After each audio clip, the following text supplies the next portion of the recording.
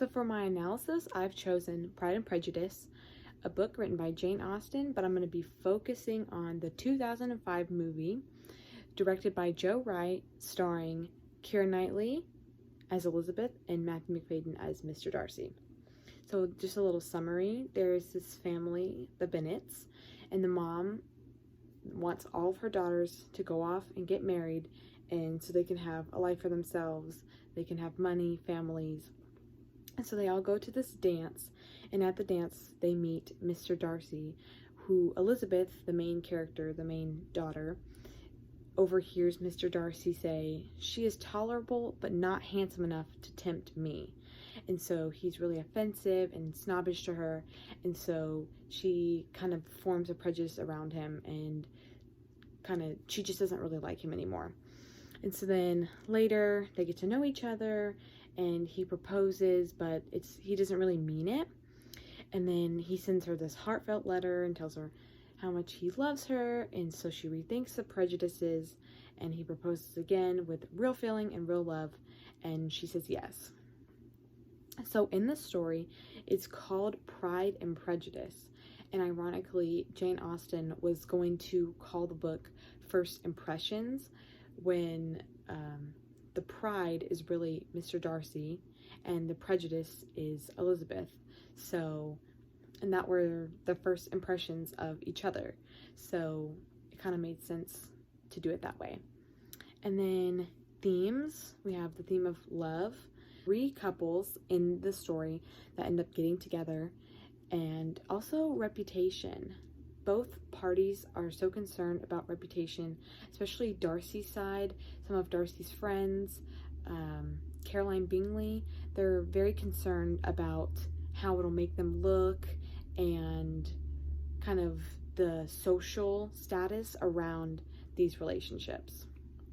And also, class plays a really big part in the story.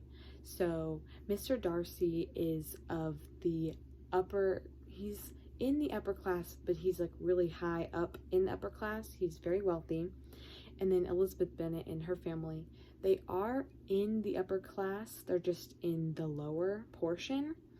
For example, they all have a kitchen staff, a house staff, outdoor staff, people to take them in the carriages, people to run their barns, feed the animals.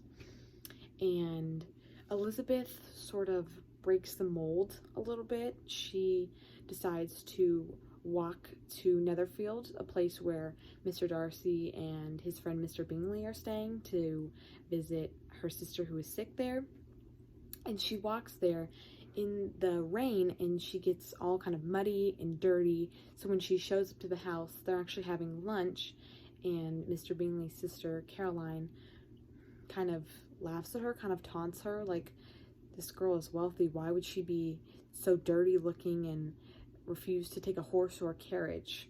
So that just kind of plays a big role.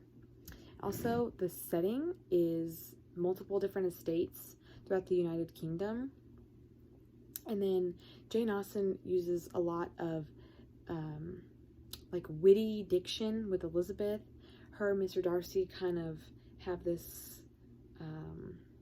like they kind of fight a lot, like they're very opposite, but it's kind of like the flirty kind of opposites attract, kind of like satire.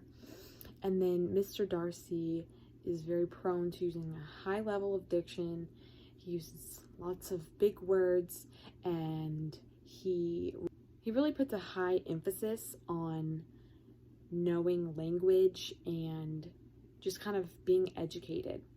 And then also in the book, Jane Austen really, she can use like these lengthy paragraphs, very detailed, full of emotion, or just like short and sweet thoughts to kind of complete these stories and to progress the love stories throughout the character. Also, there have been many modern movies kind of played off of Pride and Prejudice. For example, like Bridget Jones's Diary is kind of that same concept of like someone insults someone at the beginning and then they end up kind of falling in love with that same concept. So I chose Pride and Prejudice because when I read the book, I really loved it. And then seeing the movie, it just really brought all the characters to life, and I just think it's really interesting.